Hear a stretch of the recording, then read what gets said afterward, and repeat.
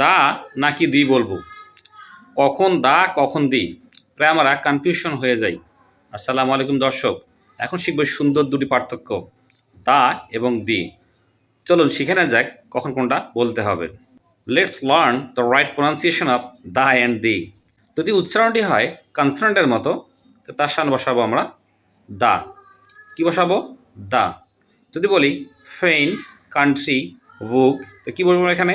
এখানে কান্ট্রির সামনে প্রথমে আছে সি, বুকের সামনে প্রথম আছে বি, ফেইনের সামনে প্রথম আছে ফি। বুঝতে পারছি কনসোনেন্ট আমরা ইউজ করবো এখানে দা। দ্য কান্ট্রি, দ্য ফেইন অ্যান্ড দ্য বুক। আরটি হচ্ছে যদি উচ্চারণটি হয় ভাওয়েলের মতো, তখন কি ইউজ করবো? দি। দি। যদি বলি এগ, এগ, তাহলে দি এগ, কারণ এখানে ই আছে, ইটা হচ্ছে ভাওয়েল। যদি বলি আমব্রেইলা, আমব্রেইলা, এখানে কি আছে? ইউ, ইউটা কি যে আমরা ভাওয়েল। উচ্চারণটা কী হবে? দি আমব্রেইলা, দি এগ।